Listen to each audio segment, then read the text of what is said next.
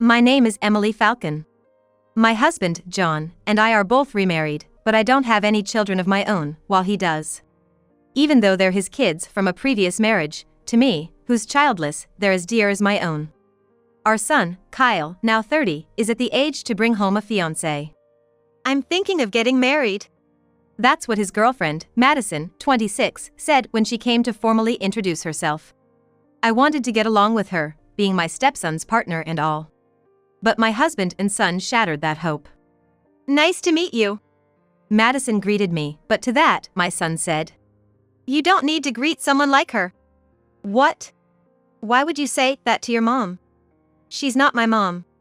What do you mean? She's just my dad's second wife. They got married when I was little, but I've never thought of her as my mom.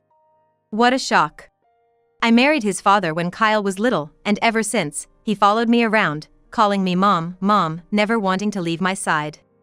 During his teenage years, he lashed out at me, but I endured it all because I thought of him as my son. It's so creepy how she acts like my mom, even though we're not related. Not related. Yeah, that's right. We don't share any blood.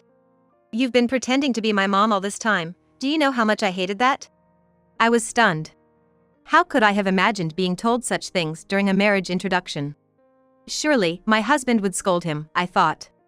But then, shockingly. Well, Kyle's right. She was just convenient at the time, someone to take care of the house. That's all she was. But now, Madison's here. No need to bother with her anymore. You were putting up with me? Yeah. Had to keep you happy or you wouldn't cook. You were just a free housekeeper who'd work as long as I kept you in a good mood. That's awful. Really? You had no idea, huh? What did you think you were to us? Not a parent, but acting like one. Well, now that we have a daughter-in-law, we won't be troubled if you're not around. What do you mean by that? Oh, John, did you know? I'm the daughter of a company CEO. You think I'll do housework like a maid? That's a problem. Why not just keep her as your free maid like before? What? Is that so, Madison? You're the CEO's daughter? I had no idea. Well then, we'll just have her continue with the housework. Lucky for you, you won't be kicked out. Just don't act like a mother anymore. You're just a servant now. Oh, right. About the wedding guests, I heard you have a lot of relatives? Yeah. If it were a different time, our family would have been warriors. We've got a lot of relatives, over 100 for sure. I see. I was discussing with Kyle about cutting down my side's guest list. I don't want to make a big deal about being the CEO's daughter. So, we thought a simple wedding would be fine, but I heard you have politicians and such in your family. It sounds like it'll be grand even with fewer guests on my side. Politicians? Oh, right. It'll be quite the event. My father was impressed to hear about the politicians in your family. This wedding could be a big deal. Right. By the way, what will you do for work after getting married, Madison? I won't be working. You're not going to work? Well, working is for people who don't have money, right? Why should a CEO's daughter like me have to work? You're not thinking of making me work, are you? No, of course not. That's what I thought. We have a maid, so I can live just like before. A housewife isn't needed, right? I would have been careful around Emily, but she seems like a stranger anyway. I don't see any problems with that. Exactly. No need to worry about someone like her. But living in this house is a bit. It'd be better if it's remodeled. We'll get to that eventually. Let's just focus on the wedding for now. Right, so Emily will do all the housework, right? She's the maid, after all. Well, actually, I have my own job, so I can't do everything. What? A stranger, who's not even a mother, living in the house and not doing all the housework. Emily's just a part-time worker who talks big. Don't mind her. Huh. Well, okay. About the wedding, since you're a stranger, there's no obligation to invite you. Please don't attend. Of course. It's unthinkable for someone who's not a mother to attend. Right. Both my husband and son agreed that I shouldn't attend. What a situation. I endured everything, thinking he was my son. Well, I have my own plans now. Determined to make them regret, I decided not to attend the wedding. On the wedding day, As I saw the two of them off to the venue, I finished cleaning and enjoyed a leisurely coffee break in front of the TV. Meanwhile, a crisis was unfolding at the venue. Dad. Why isn't any relative here? What? That's impossible. Everyone said they'd attend. But nobody's here. Not even the politicians you talked about. Only a few of your friends from college are here. That's impossible. But that's what I was just told at the reception. Hey, Kyle. What's going on? Why are there only a few people on your side? Weren't there supposed to be over 100? I don't know. My dad is furious. He prepared business cards for the politicians and everything. Politicians? Why would there be any? None of my relatives are politicians. Are you kidding? Emily said she could invite politicians and CEOs. We told Madison's dad that big shots would be coming. Emily? Yeah. Emily said you could invite politicians and various company CEOs. So, thinking these big shots would come, I even told Madison's dad about it. Why would Emily say such a thing? But then, apart from the relatives, not a single politician showed up. How does that happen? This is a complete embarrassment for me. Okay, let's call Emily. Her? She's not even a parent. A dead tree still adds to the mountain's beauty. Better than nobody. But that's still not enough. Right. We prepared the best food thinking big shots would come. Adding one person won't make a difference. It's still a sad wedding in such a big venue. Maybe there's a mistake. Is the invitation date wrong? No, my relatives are here. Yes, let's secure at least one person. I'll call Emily. So he called me, telling me to come immediately. He ended the call before I could ask why, so I just thought, well, I might as well go, and left for the venue. Well, congratulations on your wedding. I greeted Madison in her wedding dress, quite insincerely. Hey! Why did you come in such a disgraceful outfit? Well, you said strangers shouldn't attend, so I came in casual clothes. Is there a mistake? We called you because nobody came, and you show up like this? You can't even be seated. I thought a dead tree would add to the mountain's beauty. Useless maid. You cut the call without saying anything, so what did you expect? Just get a dress and attend. I refuse. What? You were the ones who said not to attend. Strangers aren't allowed. This isn't the time for that. No relatives showed up. That's to be expected. I smiled as if it was only natural. Do you know something? Know something? I smiled, seeing their panic. Time to reveal the truth. Most of the 100 guests are my acquaintances. What? Did you think they were your relatives? Think about it. Your relatives are just a few people. Like your sister-in-law and brother-in-law. In contrast, I have quite a few relatives. Nieces and nephews, too. Indeed. I told my relatives not to come because they were strangers, as you said. Makes sense, right? You called me a stranger, despite thinking of you as family. That means all my relatives are strangers to you, so they wouldn't come. But even so, it's strange that my sister and brother didn't come. Not strange at all. If strangers can't attend, then even though your sister and brother are related by blood, their spouses are strangers, right? So, I asked them not to come if strangers weren't allowed. Then, both your sister and brother decided not to attend. I didn't hear anything about that. Of course, you didn't. After all, your sister and brother are on my side.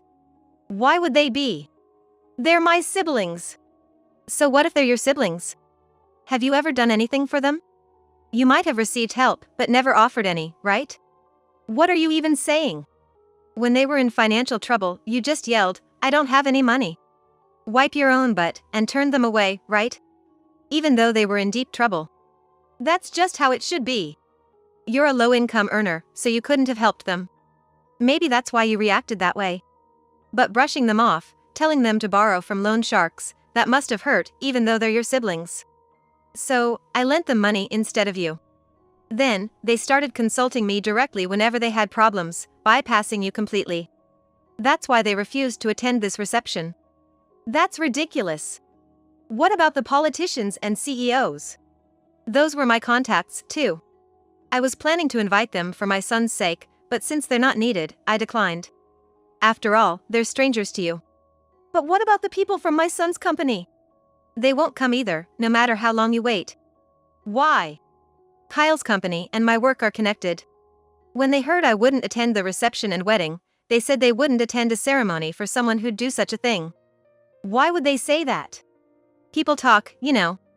It wasn't a secret, so it came out in conversation, starting with "it's Kyle's wedding, you know," and then actually. But why would everyone cancel on the day?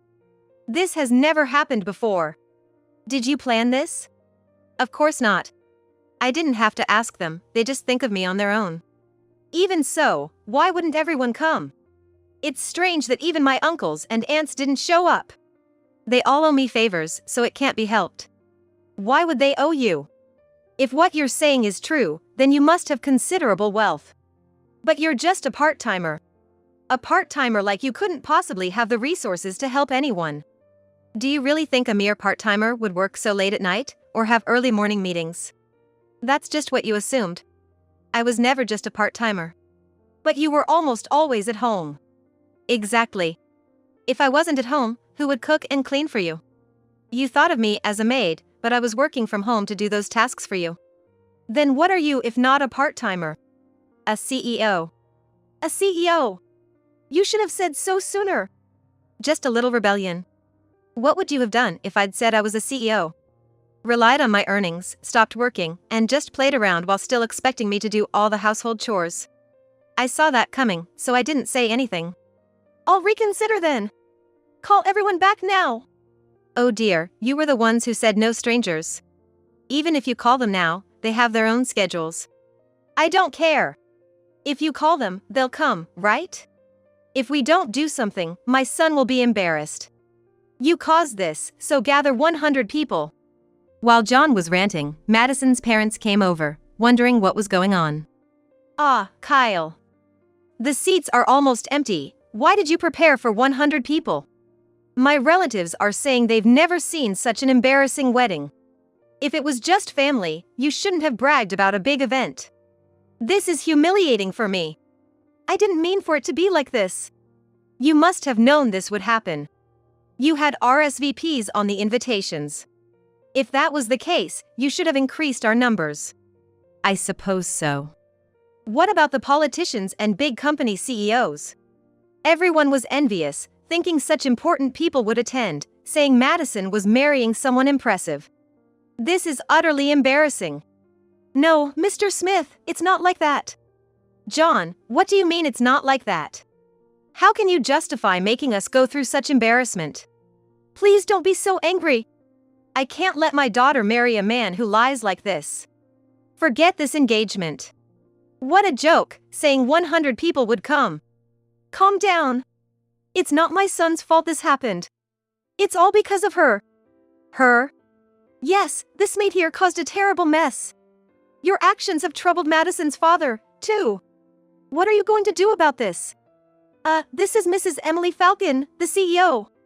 Emily Falcon, the CEO? You mean Kyle's mother, a maid? Yes, I used to be Kyle's mother, but when they came to introduce themselves for the marriage, I was demoted to a maid. That's why you didn't show up at the meeting. Exactly. I'm a stranger, after all. What do you mean? How could you say such absurd things to a person of Mrs. Emily Falcon's character? I was surprised, too, but apparently, I'm not his mother according to my son. It's embarrassing, really. That's ridiculous. Can't be helped. It's normal for someone to not see a stepmother as their mother. No, that's unbelievable. To have Mrs. Emily Falcon as a mother is an incredible fortune. I said earlier that the engagement was off, but if it means getting close to you, please continue the marriage. You can continue, but I'm divorcing soon, so Kyle will be a stranger to me. What? Why a divorce? I'm a stranger, after all. Technically, I'm already a stranger, right? No, that can't be. You're joking, right? Madison called me a stranger and said strangers shouldn't attend. It's better if strangers are not around. Madison did? Today's wedding was supposed to invite many industry people, but I canceled them all at Madison's request. Hence all these empty seats. What? Well, it's fine. I just wanted to do what Madison wanted. Madison, did you really say she's a stranger? Ah. Well, Kyle and John said she's just a maid. What are you talking about in front of such a big shot? So, feel free to marry, but raising such a child means I can't trust you as a person, so I'll reconsider our contracts. What? No, that's troubling. Please rethink this. No, it's already decided. But then again, I'm to blame too for raising such a worthless son. Please, don't go through with a divorce, and let the kids' marriage continue. That way, we'll become relatives through marriage. So what? What's in it for me? It might be true, but if you cut off the contract, our company will be in big trouble. Madison, apologize. Beg for Mrs. Emily Falcon's forgiveness. What? So what? Beg for forgiveness from her. If you don't, our company might go bankrupt. Oh no. Reluctantly, Madison apologized in front of everyone. Oh dear. No point in apologizing to a stranger like me. Mom, cheer up. Madison is apologizing. Oh, you're a stranger too, aren't you? I'm not your mother. Don't say that. If this marriage worked out, I'd be the next CEO of a small company. What? Madison's dad is a big company CEO, isn't he? What have you been looking at? Did you just believe Madison without checking? You can't become a CEO like that. What do you mean? Madison's dad works under my company. He's a small business owner, a small-scale CEO. But Madison is a CEO's daughter. She is a CEO's daughter. Technically, she's right. She's the daughter of a CEO. They have a maid at home. What? We don't have a maid. But Madison said. She's just calling her own mother a maid. She's so spoiled. She won't even pour water into a cup herself. I thought getting married would make her more responsible. No way. I thought she was a rich girl. I planned to join her dad's company and eventually become the CEO. It's still a CEO position, no matter how small the company. But without my company's contract, bankruptcy is inevitable. Mrs. Emily Falcon, please help us. Don't terminate the contract. It would be too cruel. I refuse. If you have any complaints, say them to your past self who raised your daughter. The wedding was subsequently cancelled. When the exhausted couple returned home, I had already moved out. John called me in a panic. Where are you? Anywhere is fine. It doesn't matter to a stranger like me. Don't talk like that. I apologize for everything. It's fine. Just sign the divorce papers I left on the table and submit them. No, I didn't mean to divorce. Saying you were a stranger just slipped out. Do you know the saying, it's no use crying over spilt milk? No matter what you say now, it can't be undone. No, we can start over. I love you. It's too late and creepy. Your words won't move my heart. But our son's marriage is off. The topic changes so suddenly. It's your fault. Why is it my fault? Without being declared a stranger, we would have had a happy wedding and honeymoon by now. I haven't done anything wrong. I just told everyone the truth. If you hadn't spoken, it wouldn't have come to this. Blaming others again? How cowardly. You only changed your mind about the divorce when you found out I'm a big company CEO, right? Just regretting letting go. That's not true. But if you're a big CEO, a successor is needed, right? Yes. Let Kyle join the company and eventually become the CEO. Kyle is CEO? Are you okay in the head? If he becomes CEO, the company would be ruined in no time. What are you talking about? He'll do it perfectly. What about his current job? He's already resigned. What? Why? His mother is a big CEO. There's no need to work under someone for a small salary. After the broken engagement, it would be uncomfortable at the company. What? So he ran away? No. It's to help with his mother's work. That's best for him. Even though we're divorcing? The divorce isn't final yet.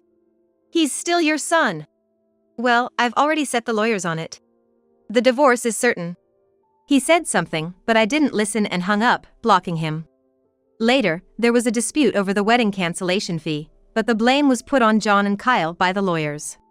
Unable to afford a lawyer, Kyle and his ex-husband had no choice but to accept their situation. They were faced with hefty cancellation fees and alimony for breaking off an engagement. Having lost his job, Kyle felt defeated and seemingly dumped all responsibilities on his ex. He constantly blamed my ex, saying things like, "If I had married her, even with a small business, I could have been the boss. If I hadn't quit my job, life wouldn't be this hard. Isn't it all Dad's fault?" Ultimately, jobless and heartbroken, Kyle became a shut-in. Apparently, my ex is supporting him, but their life is quite tough. Now over 50, with his already modest salary further reduced, Kyle only realized this after recent events. He contacted me via his smartphone, asking how he had managed to live until now. Revealing that my income had been supporting us, he begged for help. In the end, I blocked Kyle's number, cutting off all contact. He tried to apply for welfare but couldn't, so he sold his house and used the money for living expenses. However, selling the house meant he had nowhere to live, forcing him to move into a shabby apartment with drafts. At 57, my ex is juggling a day job and a night shift. Meanwhile, I moved to a luxury condo near my office, enjoying a peaceful daily life and a fulfilling business, living happily.